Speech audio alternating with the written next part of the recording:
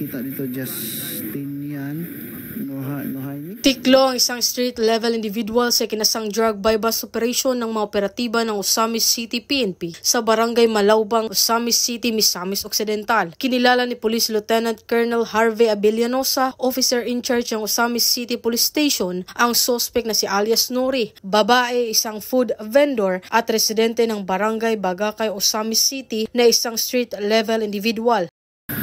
Napoy usa ka suspetsado ang nadakpan diri sa siyudad sa tuang Osamis. Muna nga nakita ninyong hugot kayo bakos ang atong kapulisan.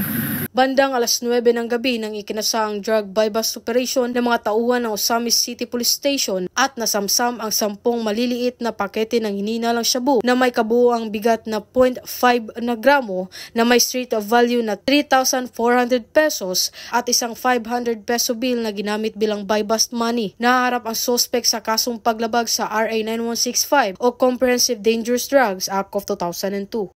Mula dito sa Northern Mindanao, ako ang inyong Police News Network Correspondent Patrolwoman Danasa Berdos, alagad ng batas, tagataguyod ng Balitang Pulis.